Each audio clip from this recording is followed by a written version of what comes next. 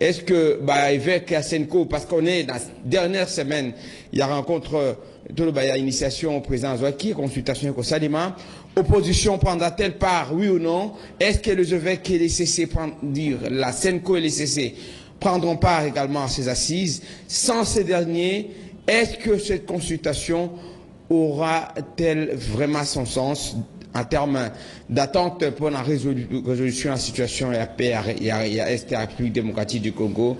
Voilà notre thématique de ce matin. Mesdames et messieurs, merci de votre fidélité pour en parler. Dans ce studio, nous en recevons pour vous Maître Clément Moussa Kayembe, oui, secrétaire national en charge de l'état des droits et des justices. Avec lui, nous allons évoquer toutes ces questions. Position à décider. Nous sommes à quelques jours de la clôture de la consultation. Quelle position compte-t-elle prendre comme plateforme politique, la MOUCA? Est-ce que la MOUCA va laisser les choses aller de cette façon-là? Est-ce que le gouvernement, une fois composé, si les membres de la MOUCA sont débauchés, comment cela va être considéré? Est-ce que Kabila, ce qui dit, c'est les traces de Kabila? Voilà les grandes questions.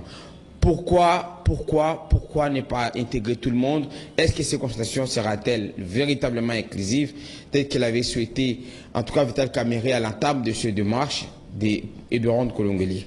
Maître Clément Moussa, bonjour, merci de la disponibilité encore une fois des pistes d'être là ce matin pour échanger avec les auditeurs et auditrices de la radio Liberté Kinshasa, les auditeurs des radios Raleigh FM, parce qu'ils nous ont appelé de Goma avant-hier, ils nous ont appelé de Bandundu, un peu de partout, ceux qui nous suivent à travers le monde grâce à leur chaîne YouTube, ils sont là, ils veulent vous entendre ce matin. Comment vous allez? Moi, journaliste, merci pour votre invitation. Aux allez sous la radio Liberté pour que tous les Congomani, Nyoso Bazali, Kolanda Bisso à travers le monde, puis dans la province de Bisso. Donc, tous les Makambo et Talimboka, n'a qu'à répondre à Mituna Nayo, n'a qu'à répondre à Mituna et à Bandeko Bali Kolanda Bisso. Bon, mais ça non. Mais d'emblée, il faut tout l'ingamboka, il faut tout vraiment boka.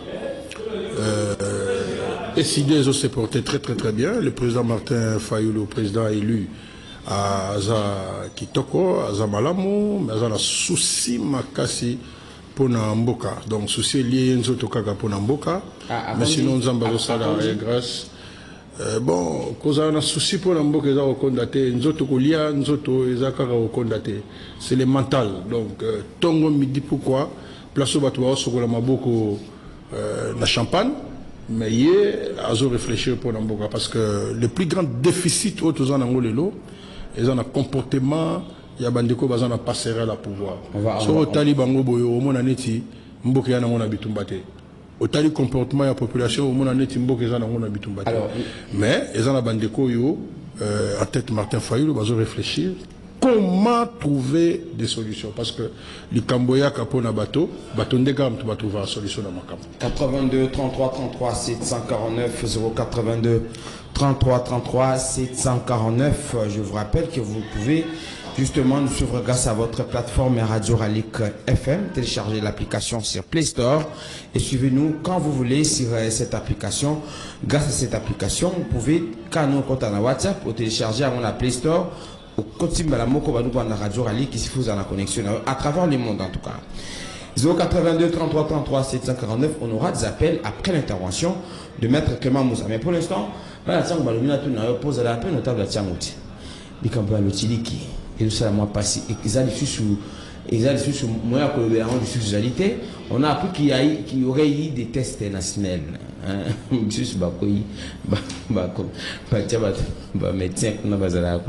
Et tout ça. Mais c'est quand même, ça commence à gêner les Quinois. Le Tiliki est athée, les gens souffrent. Vous êtes dans notre studio, vous constatez avec nous qu'il n'y a pas d'électricité. Bon, ndeko, omoni, bazo c'est la, bandeko bazo kamba, pouvoir ou ndeko Tshisekedi, ils ont pouvoir moro ya manipulation. Ils ont atteint na secteur mon côté, domaine moko ya vie nationale où ils ont marché, ils ont été. Parce que le bimakambu ya o etali mwinda, o etali courant, te to benga ngoboye na lopoto. Il n'y a pas Banzela et Salima. Banzela même na ville avant comme on yo tuna mutuna, yo mutune za yo réponse za yanga. Na lobby et loko mokote kubanga te. Au moni so longwe na gare centrale. Ti okoma na aéroport ya Kishasa ya Njili. Ba wenze zali partout. Banda gare centrale, ti aéroport za ba wenze. C'est un abosoto. Mais l'État, il y a peu. Alors, il y a des gens qui ont été en mundenge. Na ba soki na moni biloko na basisi yango na lobaki ona gowa lo bana tawana. Mboke ali bosoto. Bandana nwana bosoto. Evite so na obenga ngo malamu na lingala. Courant ngai moko nazali exemple vivant ngai yo nazali boso ya radio na bino. Ngana ebi munda te pana ngana ebi courant te. Si vous salez un mois, on va au courant 2 fois. Un mois, on va au courant 2 fois. Grâce peut-être à un générateur, tu vas pas non. Non, mais les autres, c'est au courant. Oh, il y a générateur, panneau, c'est pas du courant. Il y a un comme vous savez, ça. Courant exacté, n'importe qui ça. D'ici quelques mois, tu as la saison sèche, tu vas voir que Maï Kaouki. Étiage. Hein? Pas bien un étiage. Bon. Tout le monde a l'étiage. Il y a un bon babin à Kabon, on va plus communiquer. Bah, on va que Maye Kauki, kuna na inga, kuna na boye, kuna na boye, kuna na boye. Ce sont des gens qui ne sont pas capables de gérer le pays. Quand ils ont été dans solo yanzela, nzela ngoza oh ba osala quand même. Kaka oh ba osala, ezaka oh ba osala. Oh ba aussi ça, ezawa. Le lot commune à 7e année. Oh aussi les awa. Ezaka oh ba osala. Tout le monde qui ancien gouverneur, il y a vu la Kinshasa ouais ba moi union sacrée. Ngobila. Aye a memi pena ndeko Tshisekedi kini bopeto na beta solution na bopeto bachaka baye na 0 trou balie mbongo kini zobonga to mona yango kini zobonga omoni batu ba bonga na TV batu ba bonga na TV ba bonga na radio soka ya bandi loba na radio omoni msozo ba na radio batu musuba kanza muto aza na radio akoza na libandité muto azo ba na TV akoza 120 TT batu ba bonga na TV batu ba bonga na radio kine ebonga Congolais nini mwana Kishasa nini akobenga ya lobi kine bongi kine na maïté balenge c'est salimi banzela msusu au moins ozo comparer pasi ya Congo na makambo yo loba kelenge ça ozo comparer pasi ya Congo elenge c'est salami 6 km quelque part na commune moko et traverser ba commune moko allez ozo suko pasi ya nzela Kimbanseke. O comparé bongo kuna basala ki 6 km koto basalite ozwa rewakadi oche yango oche donc c'est à dire que lelo na linga ça musana ngai ya koloba usemo pena bandi oui nazala ki mec samedi na présidence mais provinciale oui na Kimbaseke asa ki meeting na terrain Lipate asali meeting a annoncé au-delà rocade ko salema na Kimbaseke route Nzoko ba ko tongango est-ce que makambo en italien. Est-ce que Makambo est allé président de l'Assemblée provinciale? Mais annoncé quand même. Pour annoncer que est-ce que Makambo est allié? Est-ce que Makambo base ou bien la population?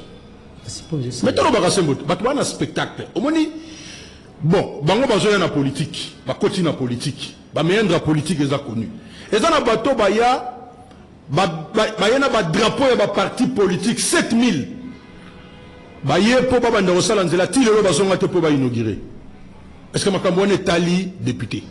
Pour les députés, est allié? Ah non, c'est base na yé base na yé te. Bazo défendre bango na l'Assemblée provinciale. Écoutez, yon nengo mona rapenda l'Assemblée provinciale à Kinshasa est existant. Bazo bunda. Ouais, les aba bureau Yandeko Félix. Les aba bureau ya gouverneur. Yo yoka yebsanga edit ning o yo yoka déjà. Parce que kuna va parler en termes d'édit, va parler en termes de loi. Au l'Assemblée provinciale à Kinshasa Ezoa. Yebisangayi et loko nini ya malonga au l'Assemblée provinciale à Kinshasa bande quota et ça là. Ça fait combien de temps? Annoncé nini? Annoncé loi mingi mingi bazui par exemple pour na ba Kambouanzela de ko le babongo ba marché pirate et tout ça ils vont mettre en place ba mécanisme depuis 7 ans le lobby comme embouteillage ba tant que Kambouanzela ba le ba ça contrôle suivi moko balo ko za suivi très bien depuis 7 ans langage na bango zaka yango moko nous avons proposé au chef de l'État nous allons faire ceci. Nous sommes décidés. Oyo basali eza wapi, ça imona ça ikwikila, eza wapi depuis 7 ans, eza wapi. Oyo bango ba yebisio tokozonga na yo awa na session na bango ekoya. Kuna ali bazo sala cop, bazo musala l'état té. Ça je vous dis. Mais Bakinois, les Mbouta c'est un pasteur. J'ai échangé avec lui. Non, je ne veux pas parler en termes d'un individu. C'est-à-dire que Yom Tozo cité Mouton. Il y a le président au bureau. S'il vous plaît, s'il vous plaît. C'est celui qui patronne les bureaux. Est-ce qu'on continue à répondre et qu'on risquait ezala lokola ke nazo le bela Moutou. Je suis en train de parler de l'institution, même s'il y a un responsable nango. Nazo bisayo que il y aura rien. D'abord bazana moyen ya kosala yango te. 2, bazana ba compétence ya kosala yango te. 3, bazana disponibilité pour le peuple congolais. Je suis en train de vous dire la vérité. J'ai échangé avec le Mbouta hier même. Yo ont échangé un individu. Mais gouverneur a édité qui n'est au Bonga.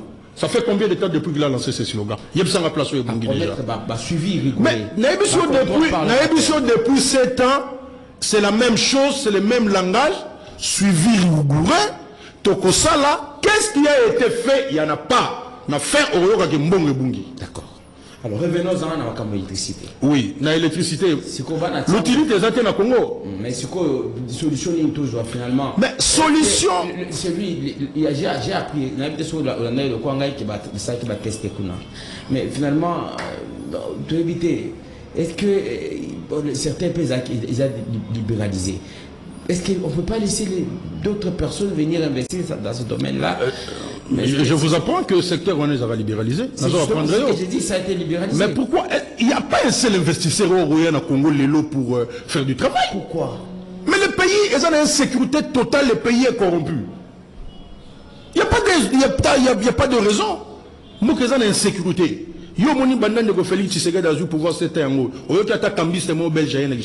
Comment ça? Parce que les gens pensent que la République démocratique du Congo est réduite à Kinshasa. C'est ce que les gens pensent. Tant que on a négocié tu es dans l'usine Abis. Banda balobaki ba inaugurer l'usine Abis. Est-ce que tu as la bilan le Babis combien est bimi? Babis combien ba sali auto ba monter à. Balobi ke banani baroya tomoni ba sali Pepsi. On a 100 millions de Congolais. Basali Pepsi. Non, allons-y. Papa. Ton vivre dans ma canicité. Nous sommes dans un point éveillé, Congolais, comprendre que nous ne pouvons pas avoir de la haine vis-à-vis d'un individu, mais nous devons avoir être exigeants vis-à-vis, il y a comportement, il y a bandeko, bazo kambabiso, pour que le pays aille de l'avant. Izina Karope Salimi. Kasi yon zotan à Kagabongo. Ndeko Félix Alobaki a opé ça, 1,6 million emplois. Avant un projet quinquennal, hein? Alors, on peut ça 1,6 million. Est-ce qu'il y a 700 000? Bazobunda. Et ça dit déjà combien? Le service national PESO et mais combien de mois déjà ça dit?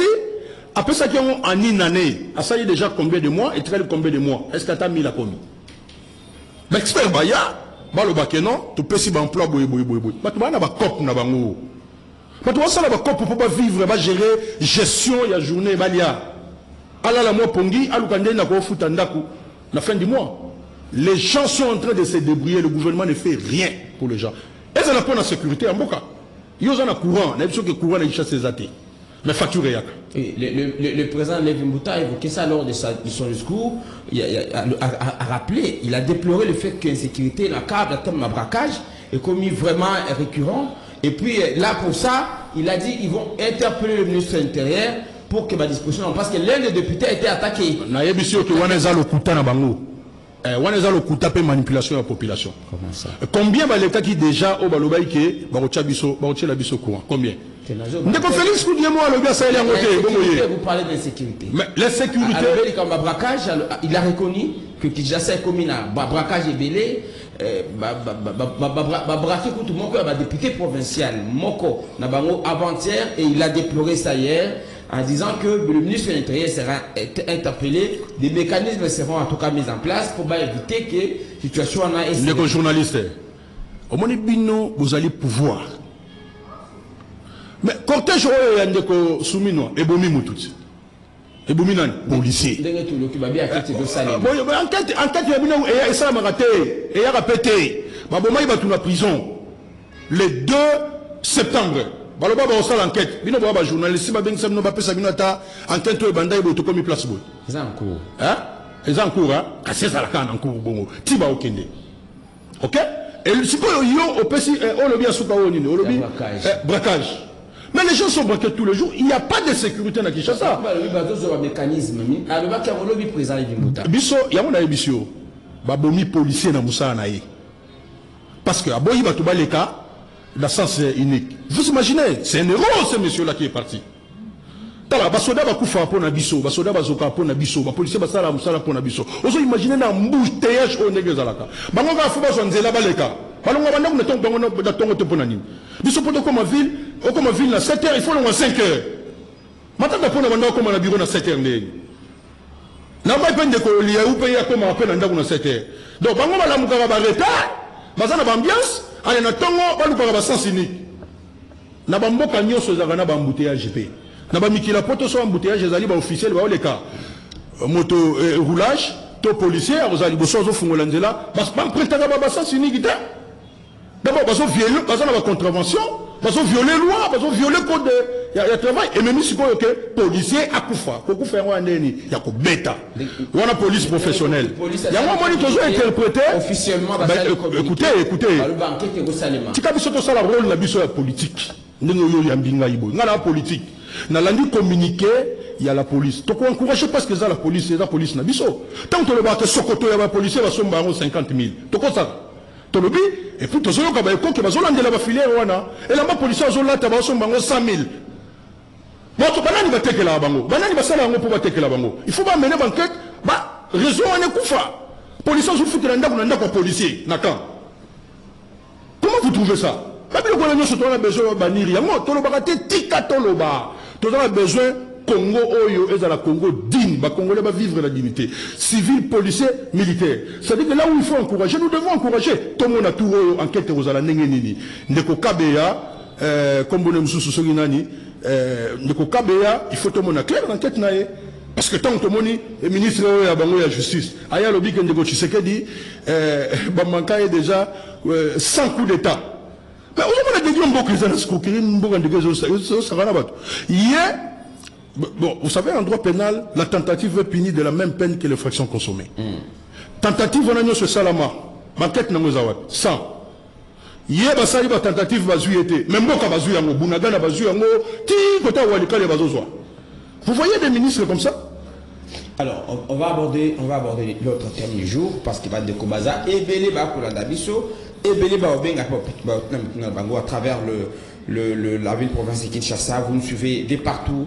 Je vous salue. Nous beaucoup d'habitude marché à liberté. De comment Singa Azana Radio Natara marché à liberté ou à Radio Liberté tous les jours. Je vous salue. Vous tous qui nous suivez dans cette partie de la capitale congolaise Kinshasa. Je vous dis infiniment merci. 082 33 33 749 82 33 33 749. Maître Clément Mouza, le consultation politique, tout le consultation politique que vous avez initié la présidente de Tshisekedi pour la formation il y a un nouveau gouvernement, il y a Union nationale et continuer avec le bureau de l'équipe, le mardi peut continuer. Dans le cadre il y a 6e journée à rencontre. Ils ont marqué deuxième semaine, bien entendu. Il y a discussion pour la participation. Et c'est là qu'il y a force vive. Force d'abord l'opposition congolaise, acteurs sur la société civile, puis personnalité ici à catégorie socio-professionnelle spécifique. Nous avons par exemple la profession religieuse. Parce que là, qui lobby. Dans le Sengi, Nabaï, Senko, Baï, SCC, Baya, Kouza, la consulter, Bapé, ça m'a canisé na bango na Eberant Kolongele. Pour être solution et puis ça. Entre-temps, deux marches au Bango Basalaki, rondes au Basalaki de partout, ça n'a pas produit ses fruits. Ce qui dit ne les a pas réussi jusqu'à la preuve du contraire. Au moins, qu'il n'a pas battu sur un banc en coucou. Tout ça est causé la yango et ça lui bon côté, tout qui est bien nommé. Opposition, la dernière semaine, parce qu'on est aujourd'hui mardi, pouvons-nous compter à une position claire de l'opposition face à cette situation. Je n'ai pas dit une opposition rimée.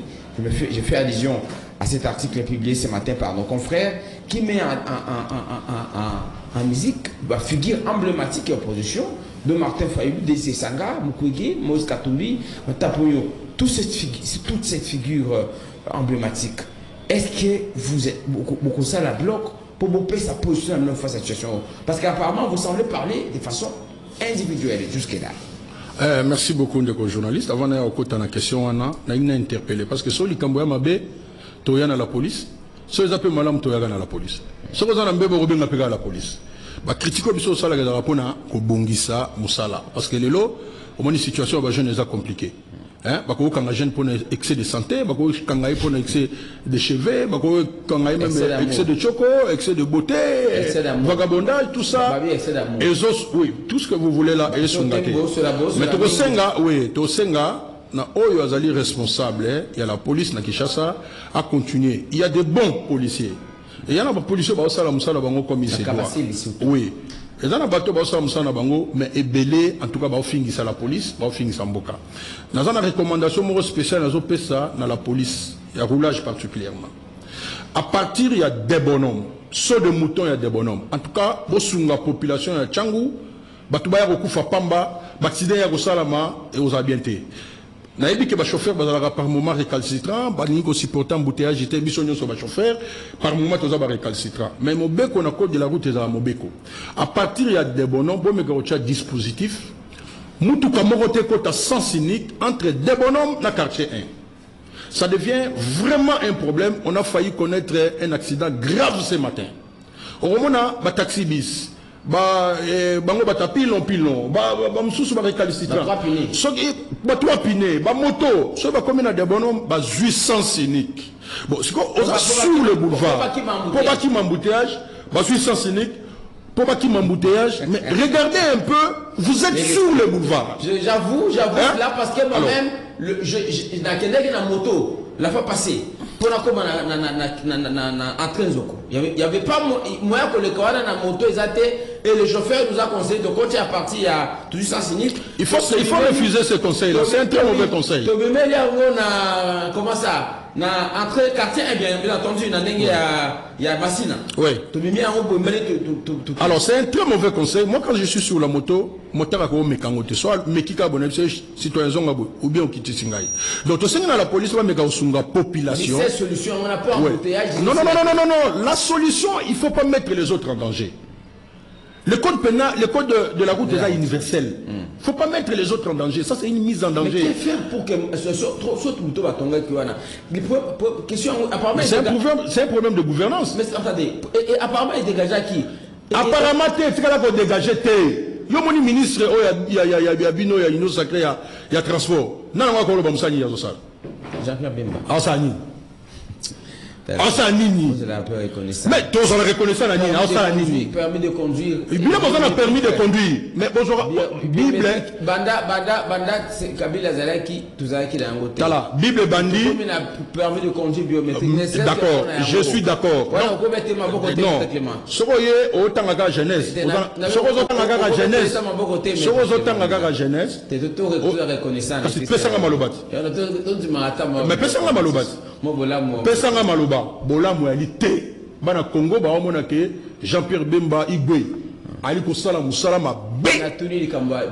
Parce que répondre on a permis de conduire. D'abord il y a répondre on a permis de conduire. OK? Musala na ye et ali ma be. Permis de conduire o yozo lo bawana. Biométrique. Musa soko zotanga Bible otangi jeunesse ya pamba otangi Bible. Répondre à comment ça répondre. Permis de conduire c'est très cher. On lui prix non. On lui prix a permis de conduire. Personne âme de ko chevron kende. A prometa qui a repris ça ba congolais tia akufi. Tout nana na zana marché a permis de conduire tout na. So l'ingna déballé tout nana na zana marché a permis de conduire. Comme ça au Oyeba. Donc Ndekowana a aussi Moussalama B. Mais il y a aussi les ministres professionnels des transports. Attention. Ces domaines de transport, même la terre, mais respect a pris. Il y a tarification. Vous êtes juriste de formation. Vous êtes juriste de formation. Vous parlez de Jean-Pierre Bemba ou du ministre professionnel. La lobby na yo boyi. Yo, soko yo côté la moto au kokangate. J'aimerais qu'on aborde la Congolais, ba yebi ke mboka na structure. D'accord. Et ça, la moto a tali transport national. Tia kiti na ngona se.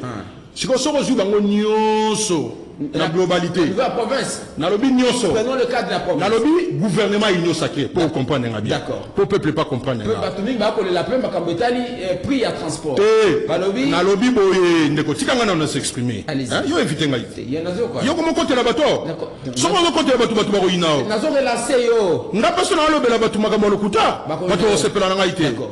Nalobi boye gouvernement union sacré bango banso ba osa musala ma bena population. Parce que réglementation à domaine de transport pour la ville. Oui, mais comment on a l'électricité? Justement. Oyo mo monique courant zate soki ministre ngo so inali ba congolais pe ba yebite comme des années. Ba yebite DG dans le DG. Oyo na makambo ya transport l'état na boîte té. L'état na moto té. L'état na mutuka té. L'état na masuwa té. L'état na avion té. Yebsangai. L'état zani. Va relancer. Azo réglementer la situation té. L'état mutacha qui prie Congo va relancer qui en gros maître. Pardon, zelate yo ba na makanisi.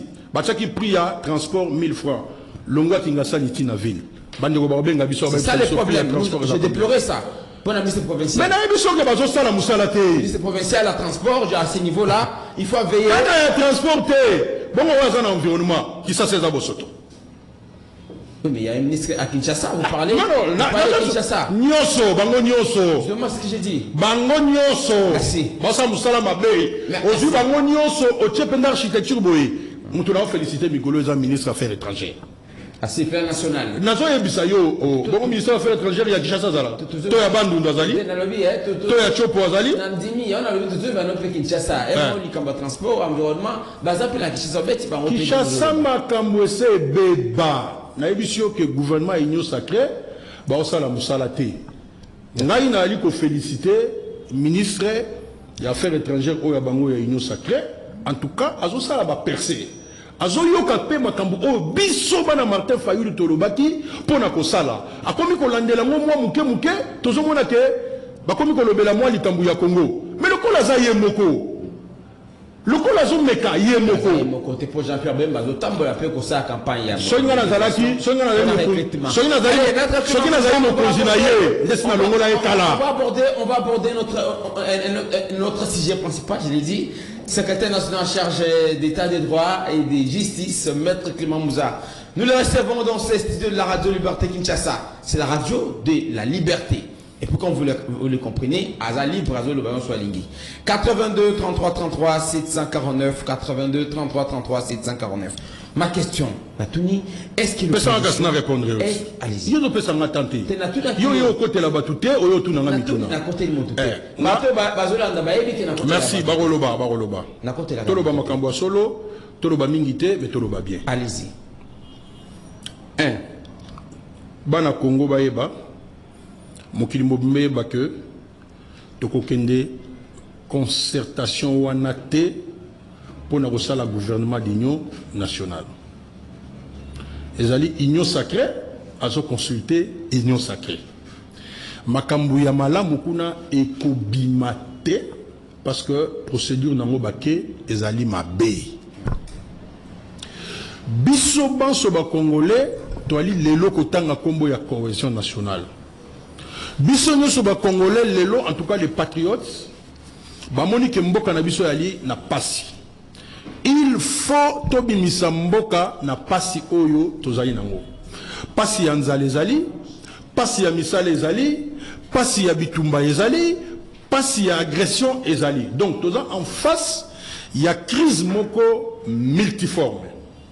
Oyo lelo ezali ke bandeko bazana moi passerelle ya pouvoir to eteni ya kokamba batu basali musala malamu te bali ko sala musala malamu pete bali pe ko sunga mboka te ke to bima na pasi oyo tozali bato bakoyi ko comprendre te ke bali na pasi e ko za ka ba fanatique mais population nyonso ya Congo lelo e ali na pasi. Alors na oyo bango basali ya concertation oyo ezali mbela Yandeko, tu sais qu'elle dit, na cadre institutionnel. Nous avons voulu que le colonel de Kochisekedi abandi kotanga pe andimi cohésion nationale. Tout ça la makambo na ndenge elongobani. To bandaki na processus ya Nairobi. Où ils ont concerté obotobenga na lopoto ba groupe armé potota la kimia nini tokoyi kozwa tozui processus ya Luanda o ezalaki ke ndeko Tshisekedi to gouvernement ya Congo et solola directement na gouvernement ya Rwanda tozui solution na ngote na ba processus mibale tokei na processus oyo esalamaki na Dar es Salaam na Tanzanie kuna ezalaki processus oyo initié toujours pour na kopesa kimia na Congo na deux organisations organisation ya liboso ezali EAC organisation ya mibale ezalaki SADC tokende na ba détails mingi te kuna balobi il faut pour que to trouver solution bato basolola bapesi principe bato il faut basolola na bato wana balobi bato nyonso basolola y compris les M23 ndeko Tshisekedi alobi iyo a sali communiqué avec un avis favorable parce qu'il a participé à Kinango. Tant que Tangaye, c'est-à-dire que Tangaye comme étant moto oyo azali représentant numéro 1. La République démocratique du Congo na makambwana. Bandimi yango. Babomi processus ya Luanda et Koufaki le 15 décembre 2024. Vous voyez que rencontre Mogozala qui prévue entre Ndeko Félix Tshisekedi na Kagame et Salamakite. Raté Babomi yango. Babomi pe processus ya Nairobi. Balobi to sangisi yango. Poto bengalelo processus intégré. Poto luka ndenge nini bandeko nyonso bakoki kosolola. C'est le plan international. Processus wana eye kozala complété par la résolution 2773 ya Nations Unies. Au bazo prenait toujours les dialogues. Ok? Pourquoi? Makambona nyoso se discuter na libanda ya mboka. Parce que agression ya mboka ya moto. Agression ya mboka songolo pakala.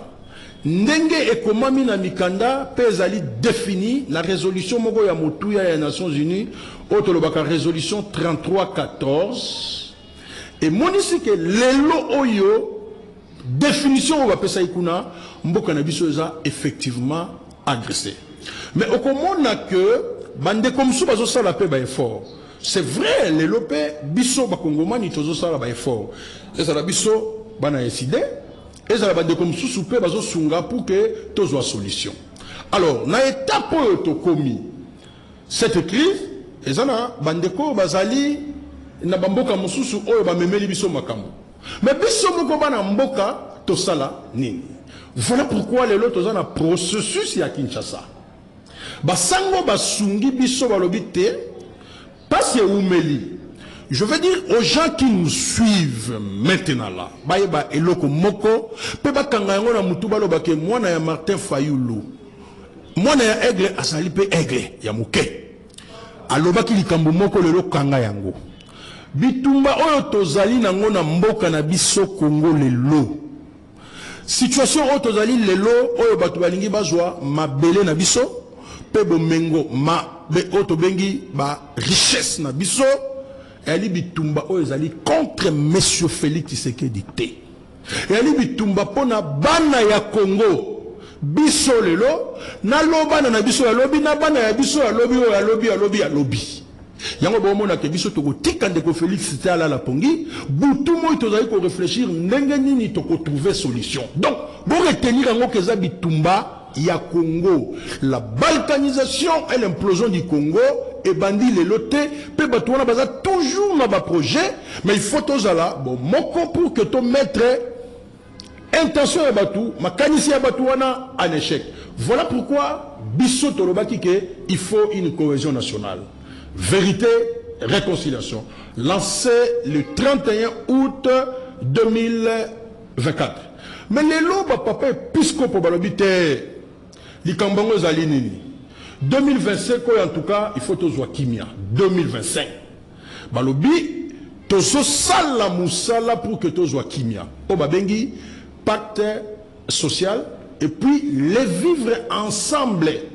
Na Congo, pe na ba place au bitumba et utaka, Obabengi, Grand Lac. Une très bonne initiative.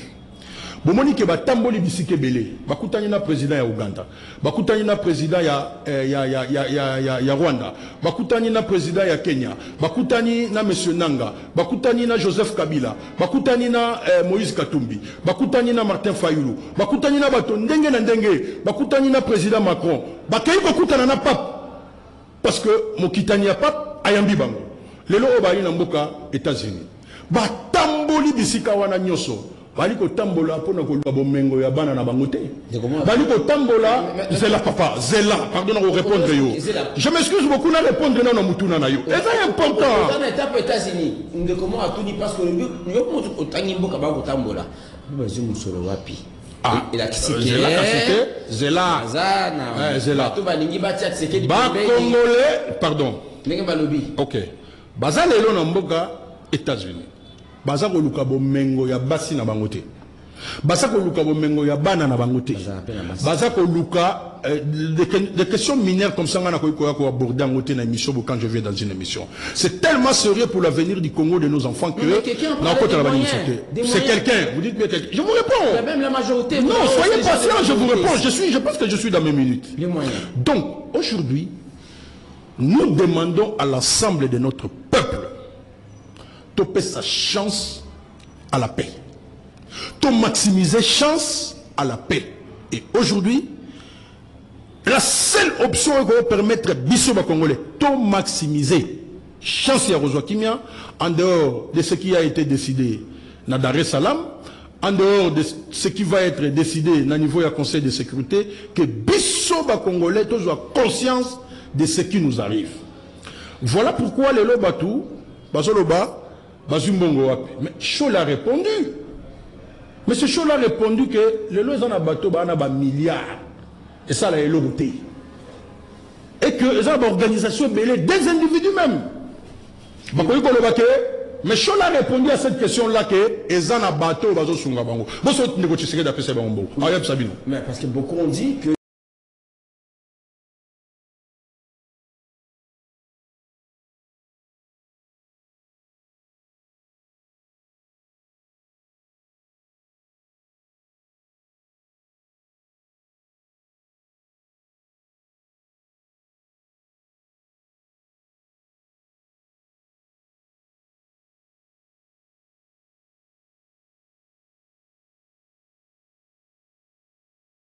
on travailler pour l'intérêt de Bango. Tous on a haine contre Bangote.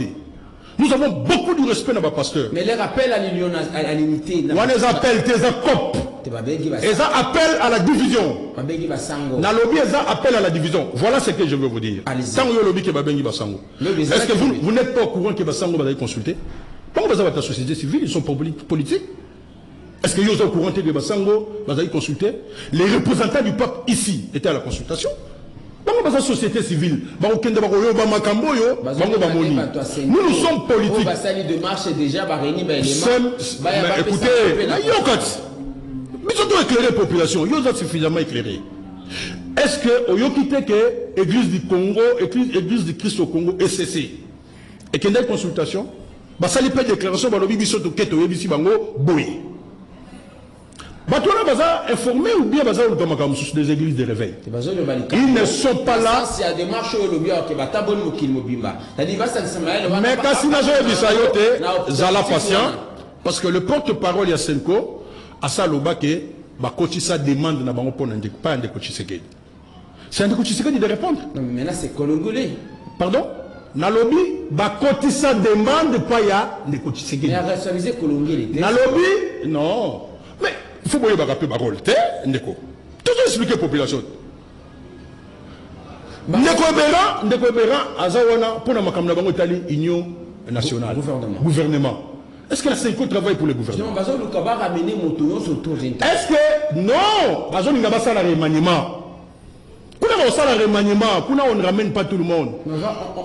L'air de marché, l'air au combien les guides du sommeil.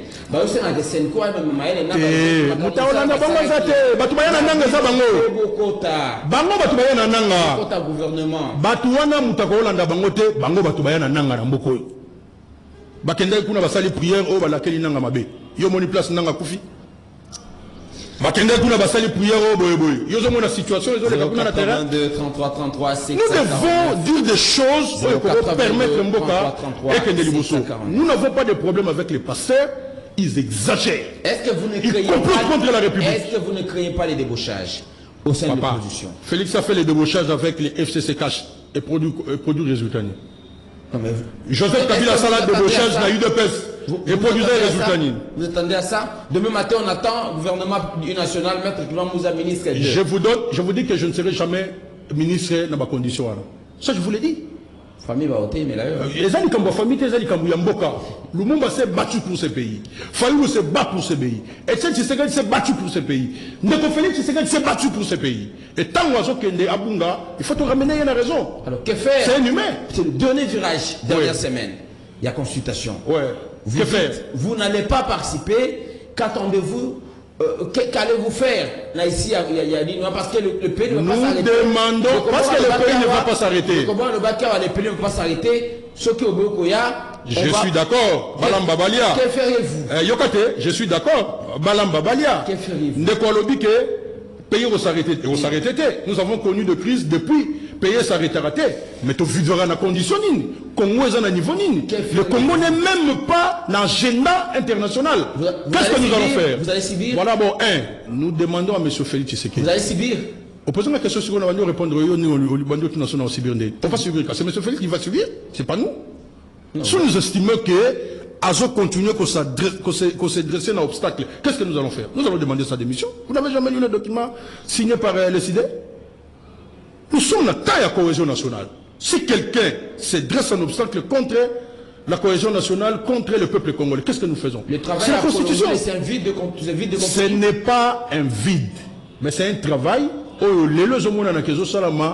l'union sacrée et dans l'union sacrée. Alors, pour que elles soient sens dans l'ango, parce qu'on est dans le dernier virage, c'est lui le consultant. Qu'est-ce qu'il faut faire?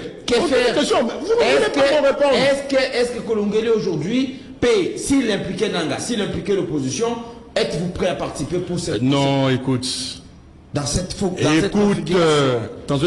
congolais. Moi, je m'adresse au peuple congolais. Allez-y. Nous commençons par demander à M. Félix Tshisekedi. Azamwana Congo. Moi, je suis Etienne Tshisekedi, le peuple d'abord. Pour maximiser les chances, il y a paix dans le Congo et les vivre ensemble. Tout ça, il a soutenir publiquement.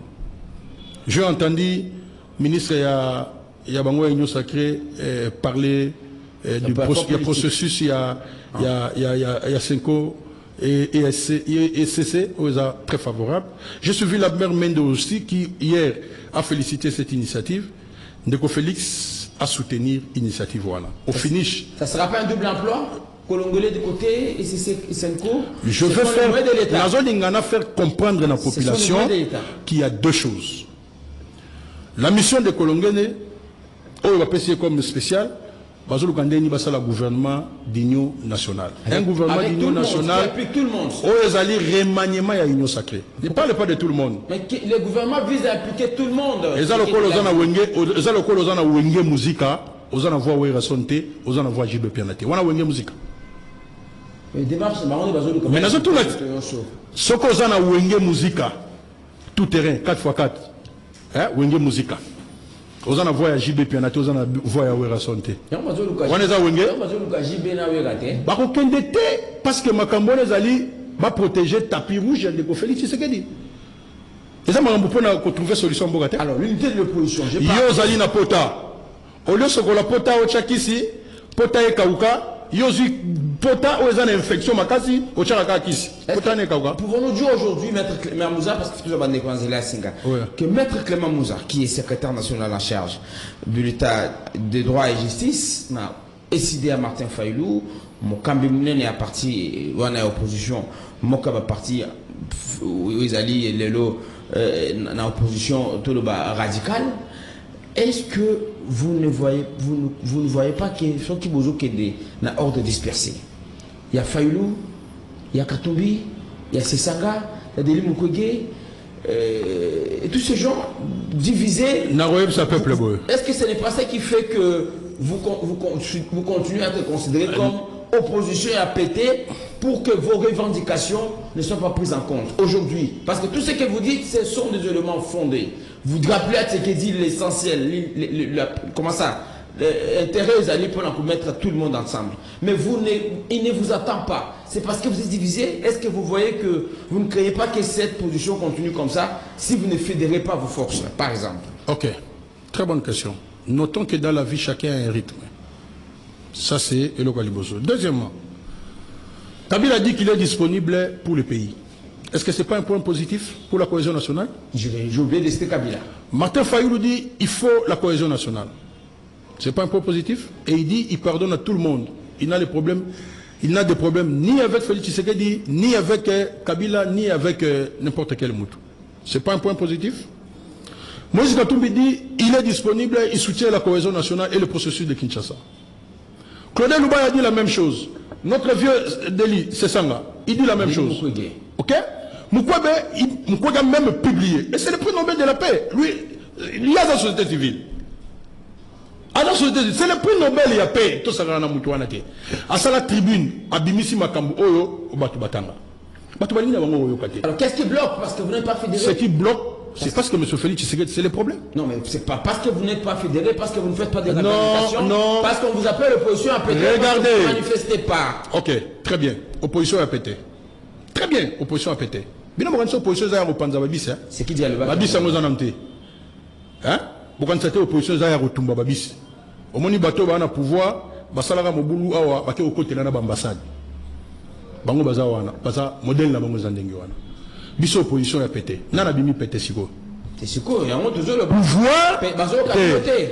Moto aboyi koyoka. Mazana ba conséquence naie. Moto a tellement lobby que nani a ko empêcher nga qui est celui-là. Tout comme yo. Bato ki mamba una centre nganda kuna. Constitution nga qui modifiée. Les qui changé. On ne joue pas avec le peuple. Est-ce que vous voulez être spectateur ou vous voulez être acteur? Non, papa. Papa, ce qui yo lingi ozala mwasi moko. Olingi ke na mwasi moko wana bozala mibale pose un spectateur te. Eza mala moi. 82. C'est bien que la polyandrie et qu'on kozala utiliser na bakuti mususu. Yo kolinga mwasi na yo bozala mibale pose un spectateur te. Est-ce que vous êtes spectateur? Tout quoi un spectateur te? Parce que vous ne parlez, vous ne manifestez pas. Regardez, l'histoire se répète. Des actions de terrain. Mettons-nous ensemble. Est-ce que les actions parlons cohésion nationale. Est-ce que les actions de terrain sont envisagées? Parce que c'est ce qui fait dire à la majorité que vous êtes opposition à péter. Vous n'êtes pas même de faire reculer les pouvoirs. Nous avons fait reculer les pouvoirs. À quel niveau? À tous les niveaux. Ils sont aujourd'hui contre mur. Vous voyez vraiment ces pouvoirs ici, cette arrogance-là, où on a un midi, pourquoi? Oh, mon aban. Opposition à péter. Oh, mon aban. L'opposition, c'est la tête. L'opposition, c'est penser à l'avenir de demain. L'opposition, c'est la tête. Donc on retient que... On retient que si on publie au gouvernement... Si on publie au gouvernement, vous prendrez acte. Ça sera le gouvernement de M. Tshisekedi. Et vous prendrez acte. Mais nous l'avons déjà dit, à quoi changer pion. C'est fini. Et il n'y aura rien. Vous prendrez acte, vous allez observer jusqu'à 2028. Non, on ne va pas... Comment on va observer? Est-ce qu'il y a un observateur? C'est là la question. Mais la question... Il y a un observateur. Qu'est-ce qu'on n'a pas dit à Félix? À part les moyens pacifiques que nous avons. Tant que Nangami le pays en danger, il faut l'arrêter. Pour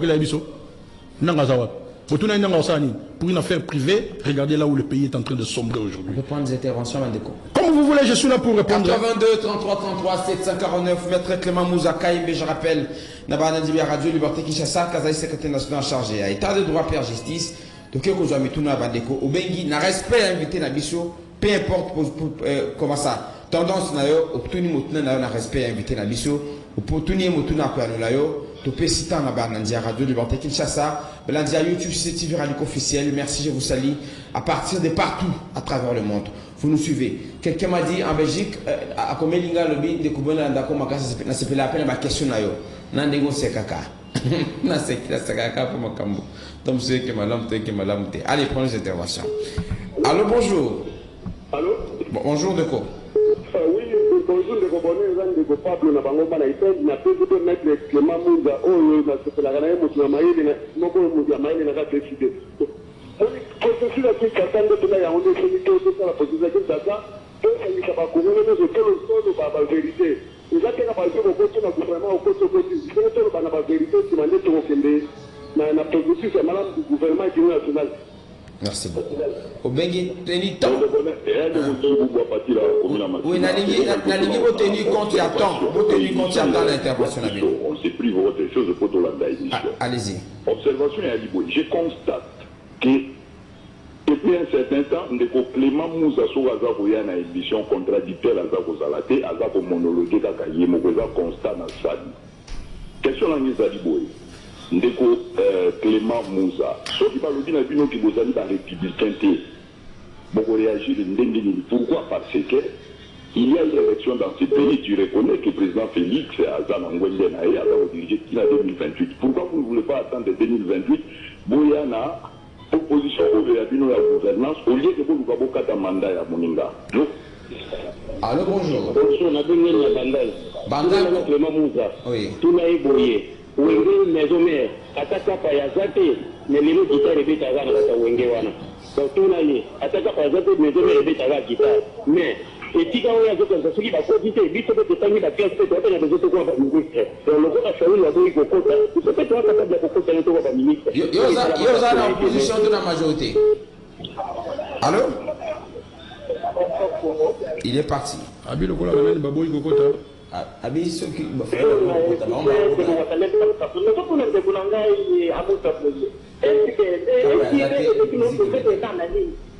crédibilité aussi est de la mobilisation. Nous faisons maintenant, ils s'appellent l'opposition. Déjà, quand on sait que il y a des oppositions, c'est quoi, il y a des oppositions, c'est quoi, il y a des ce qui a vous comprenez? Très attaché, c'est difficile. Ah, il dit nouvelle élan, Azap opposition, et puis Fayou et le bac Azaï présent, il y a une opposition. Mais le lot a comme une opposition. Mais nouvelle élan passe dans l'opposition. Ce qui a été nouvelle élan passe dans l'opposition, on va construire le gouvernement normalement. 82 33 33 749. Allô, bonjour. Allô, bonjour, Nouveau Bonheur. Bonjour, allez-y un peu rapidement de côté compte avant de croiser la cible. Bon, là, on a obtenu la négociation, en tout cas, puis tu m'as dit, vous mettez à monter à ma carte, mais les autres, on a dit, terrain pour travailler, terrain. Pour le coup, on a monté mon année déjà 6 ans. Tout le monde est le côté. Alors, je sais que nous terrain de terrain. Merci. Merci. Allô, bonjour. Allô. Désolé, vous avez la liaison, madame Moutendeko. Allô, bonjour. Alors bonjour, bonjour là depuis Pakala. Toujours calme. Je suis Maître Moussa. Maître Moussa, merci pour l'intervention. Moi, je pense que solution Yamboka est un processus de Kinshasa ni la consultation. Solution Yamboka est un dialogue, il y a encore 4 d'Adiz à Béba. Allô, bonjour. Ce que vous avez dit, c'est quoi ça va être? Je d'abord invité pour disponibiliser ça et mon problème à Congo. À toute cette consultation maintenant, donc il y a un dialogue et puis transition à Félix. Bassam va obtenir beaucoup plus de dossiers. Tout qui a beau le monde de décider. Allô, bonjour. Bonjour, papa. Demandez la fiche de beauté. Tout ça, nous avons pas moré vraiment de bonheur. On a une mission de l'Union vraiment. Donc, on va exprimer simplement, en tout cas, félicitations. Batabouné, tu as un procès à la banque pour la mémoire. En tout cas, bateau sur la route de l'air, on va faire bichot que tu ressens la paix dans les écoles. En tout cas, c'est fait le point en moi. Merci beaucoup. Allô, bonjour. Oui, alors bonjour, journaliste. Bonjour, papa Bengo Apikobodan. Vous avez fait la question, papa. Toujours calme. Oui, je suis très bien maître Pirate de décider. Oui. Je veux penser que les gens qui sont autour de ma tête, ce sont des gens qui réfléchissent. Après, quand on fait analyse pertinente, ça prouve comment travailler il y a des gens comme des pays qui sont disponibles pour aider le pays. Sauf qu'avec l'arrogance de ceux qui sont au pouvoir, les gens commencent à se demander, on aura ceux qui les mettent en opposition, à aller dans le bon commun, ils se sont là, et ils vont avoir souvent la parole que vous allez tous ici dans le monde. Donc, c'est ce que l'opposition veut faire pour sauver le pays. Par fait, de pouvoir gouvernement union nationale, c'est bien bon, les gens ont des points de situation, mais le pays, nos frères qui sont à l'Est, Merci beaucoup. Soko Bengi Teni, quand vous allez ébélé Bozoluka au Kota. Oui, bonjour, Ndeko Bonheur. Merci. La maître Clément Mbote, Ndeko Persis Nakasavo. Toujours Kayo. Naina Solana, chef de l'État. Et là, vous avez la bango mingi et la soni. Et non, Makalisho, Bastenko, Bazuna, Bamishoni, soki simbi et vous avez la soni pour la bango. Puis soki robi, non, et la soni pour la binote, soki simbi. Et ça, des bolam yamboka. Bomi, qui est sa bon intérêt à Moka. Dans la solution pour Canabiso. Merci beaucoup. Merci beaucoup pour l'intervention. Allô, bonjour.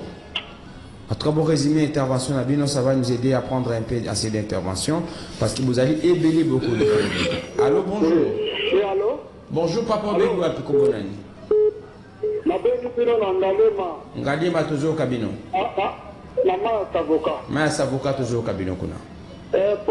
Papa Bonheur. Oui. Donc, c'est la émission dans la 27 na Tchouka. Donc, la nuit, c'est bateau, comme vous dites, la même chose, la vie de la nagité. La nuit, on a pour tout. Il y a Tchouka. Donc, papa. Junior Aokio, j'espère qu'on va prendre les soins de survie. Merci beaucoup pour cette observation. Rediffusion est aussi la caté Junior Kassana. Allô, bonjour. Oui. Bangonde ba ela biso lelo nanga nanga o lelo asali désordre na mboka bako ba ela biso lelo ba kana conseil mais ba ba porter biso ba préparer ba nanga ba passer de guide na ba catholique. Merci beaucoup. Allô, bonjour. Oui, Ndeko Bonheur na péché Mbote na péché Clément Mbote dans les Jonathan na commune Limité. Limité toujours comme oui. Au moment danger Lumumba dénonça yango kala mais c'est qui dit encore une fois aux a la chance ya kondima processus de paix pour ba évêque bazo organiser tout sauver mboka sinon peuple congolais article 64 réservé. Merci beaucoup maître. Allô, bonjour. Allô, bonjour papa. Bonjour Bengo à Pikombonani. Papa. Na Bengo toujours na mama yemo. Mama yemo toujours au cabinet. Est-ce Oza malade kuna mama yemo. Est-ce que l'église la Gazette qui ne fait que consulter nanga pour passer l'équipe et zone à pour pas consulter fait bas. Ce qui est consulter nanga ba zone na benyo. Maître Clément Mouza va répondre. Allô, bonjour. Bonjour, le bonheur. On appelle si Maître Mouza Mbote, on ne va pas vous soigner dans ma tête. Bon, on a l'objet par rapport à la radio, il y a Play Store, mais on ne connaît pas sur ma vie. Comme une émission sur les arts, et quand il y a Banzembo, il doit être dans la chaîne, on a main, battre Banzembo, or que Michel Zoleka. Donc, papa, pour le gouvernement, sur Babou, il y a des marches à Bassango. Donc, on a un pouvoir. Bassango, on va souligner pourquoi on doit pouvoir. Merci, Ndeko. Je ne sais pas si vous avez compris. Alors, bien, à niveau ya web, il y a un constat, il y a émission Zoka Takana Web. C'est en direct là? C'est en direct. Ah, habite première connexion parfois, parce que toujours en à partir à Paris. C'est ça, Junior? Bah, on va gérer Bissot à partir à Paris. Je pense qu'on va poser des problèmes pour nos amis de web, toutes nos esquisses. Pour le de combat, il y a Internet. Volume ici, de quoi ça, les constats. Alors, parfois, il y a interruption. Hein? Webmaster à partir à Paris, ils vont devoir corriger merci de Fabrice nous a appelé des matétés. On va prendre une autre intervention. Allô, bonjour. Allô, bonjour. Bonjour, Bengo. Oui, la Bengo qui va ser toujours au cabinet. Oui, la oui.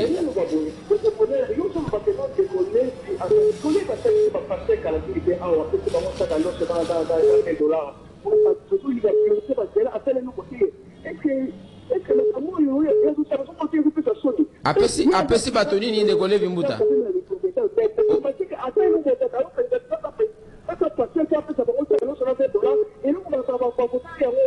Ah oh là là là là là là. Je pense qu'on va revenir pour parler de Lévi Mbouta. Moi j'ai dit que j'ai échangé avec lui et j'ai à lui constater la volonté, au-delà de tout, Maître Clément Mouza a relevé les problèmes de moyens. Hein, toutes mes esquisses pour ça, je ne prends pas cause, fait cause de Lévi Mbouta, je n'ai pas intérêt, mais j'ai dit que j'ai échangé avec lui, il m'a donné sa position. C'était hier après la réunion, ouverture à session, on a eu le temps de parler avec lui. C'est le constat que j'ai établi et les différents projets qu'il a pour cette session. En tout cas, c'est le constat. Je n'ai pas dit pourquoi, comment il a été voté. Toutes mes excuses si j'ai été mal compris par les auditeurs de la Radio Liberté. Allô, bonjour. Allô, bonjour. Le Cobonais. Bonjour, papa. C'est Papa Bala. Toujours au cabinet de co. Oui, dans le lobby, son la radio, et ça fait mal à monter, moi, bruit, ou vraiment, c'est au cabinet, on a moins parti. Ce qui, moi, remarque, moi, non, c'est comme un technicien. D'accord, observe. Il y a mathématique. Oui. Nani problème il y a consultation ezali union sacrée 10 ekosimba te tolanda kaka likanisi ya basango eteli félicitation maître Moussa pour continuer la lire. Allô, bonjour. Allô, bonjour. 82 33 33 749. Il faut être droit devant le micro, peut-être pour éviter le bruit. Allô, bonjour. Allô. Obegu Apindeko. Allô. Bonjour, Ndeko, aux en direct dans Radio Liberté. Bonjour, la belle appada comme la conviction de Komayede. Toujours Kayo na Gombe. Oui.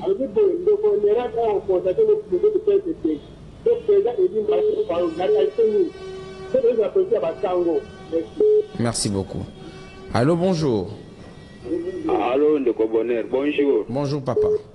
Ndeko Moïse Naveni depuis Mongafula. Mongafula, toujours au cabinet. Oui, mission ya gouvernement Union nationale, ils ont pour résoudre la crise, mais ils ont pour renforcer le pouvoir de Kisekedi. Merci beaucoup. Allô, bonjour. Allô? Allô, bonjour. La liaison pose problème. Hein. Vous êtes en direct de la Radio Liberté Kinshasa, s'il vous plaît. Hein? Si vous entrez déjà aux yeux échos. Diminuez le volume à radio, non, toujours au caillou. Diminuez le volume à radio parce que vous jouez en habitude toujours au caillou. Allez-y. Allez-y, toujours au caillou, papa. Bonjour. Bonjour, Ndeko. Ah, maître Clément Yokio. Il faut que l'on ait un sango. Merci beaucoup. Sur le Bengo Facebook, ne serait-ce que pas sur Bengo Libiso. Allô, bonjour. Oui, bonjour. Ndeko Tozo Kayo. Qui sensu? Il faut armer et la moderniser. Armer et la équiper. Il faut réhabiliter force navale. Il faut réhabiliter force aérienne. C'est beaucoup moins de changements qu'on a la technicien, soldat, la formation et la population qui a comme ça armée. Merci beaucoup. Allô, bonjour. Oui, bonjour, de Bonheur. Bonjour, papa. C'est un de Chico de Pingalema. En tout cas, félicitations par Clément Monza. Bon, en tout cas, de voir le village Mouzito, Mouzito aussi a déjà fait Félix. Il y a un Félix à Lobango qui est pas Kabila Zanaye était, mais Mouzito aussi a Zanaye déjà Bandakal. Donc, ni le gouvernement wana est soumis à bis. Allô, bonjour. Allô, bonjour, c'est Ndeko Best. Ndeko Mama casse toujours Kayo. Conseil, moi, qui n'a pas Ndeko Bonheur. Le Mama casse Ndeko toujours comme à la montée, papa. Il faut le bananer, c'était dit que l'émission, l'émission tout le monde a dérangé l'émission. Oh là là, mais c'était dit qu'à Chamané. Merci. Ayokio. Félicitations à Kasindego. Te dit qu'à Chamazawa, Tendalinga, ceux qui bobengi, ceux qui tozo le bela, s'il vous plaît, ceux qui tozo le bela bandeko bazan à plateau, exactement malamouté. Dès que mettre Clément Zawa, ceux qui vous posez des questions, répondre. Mais ce le beli moto, déjà les cas qui n'ont émission, je suis en difficulté de vous laisser continuer dans ce sens-là. Alors, on va aller rapidement parce qu'on doit chiter. Allô, bonjour. Bonjour, Bonheur. Bonjour, papa. Toujours au Papa Jean. Union sacrée de l'eau pour mon côté. Bazalagi na bawario. Bakoni na technocrate. Ngo bazon fond de notes. Donc, bazo tourner au rang. Bazan na ro. Bazo tourner. Merci beaucoup. Bonanda basangu basoge mboka. Badistraction to bina. So bengi biso na mutuka odimu na volume radio parce que tozo zo eko na yo awandiko. 82 33 33 749. On va prendre 5 interventions, toujours dans le studio, toujours Maître Clément Moussa à la Noamituna Bandeko, parce que vous êtes très nombreux. Par expérience, on peut aller jusqu'à 2 heures du temps, vous continuez à nous appeler. Ça prouve combien vous aimez votre émission, combien vous êtes disponible, combien vous nous aimez, combien vous avez de l'intérêt pour cette émission. Allô, bonjour. Allô. Oui, bonjour. Oui, bonjour. La petite vidéo à partir du code de la place de oui. Toujours que. La lobby pour le macatinage, ça pour lui. Ma pour la consultation à papa et des rats, voilà, la bavati. Et quand vous avez un moment à Moga Oyo, là, c'est processus tout ça fait initié par évêque qui a 5 ans, ça va papa la ici. Mais on a besoin de mettre Clément pour le secret de paquet et de salami, il y a la sango. Parce que l'économie la maman, il y a pas plus ce qu'il va pouvoir, c'est tout ça la fondement à Moga Oyo, tout va voir des États-Unis, tout à Naples. Allô, bonjour. Alors, bonjour. Bonjour, de quoi? Dans les affaires de président, ma tête, je dans le bolso, il m'a dit dans le babou. Il faut que ça besoin de dialogue. Dialogue est jamais condamné le parti par le président. Président, il n'y a pas de mot, surtout dans le salon de Boubena. On a pas goro, on va soutenir pour nous. Merci beaucoup. Allô, bonjour. Allô. Maître Clément, tu connais toujours.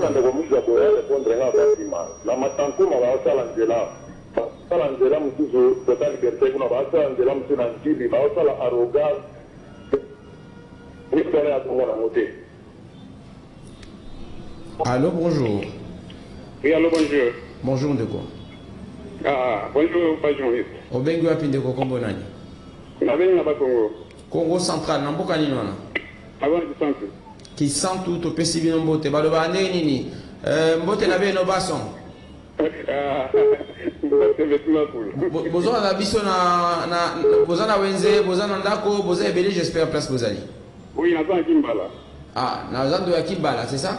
Ok. Toujours calme. Bon, merci. Oh, merci. Là, on va se mais déjà, président, avant déjà, na kati en fonction nae. Ba peut déjà tant acquis sa mandat nae. Si ko le bon lukana.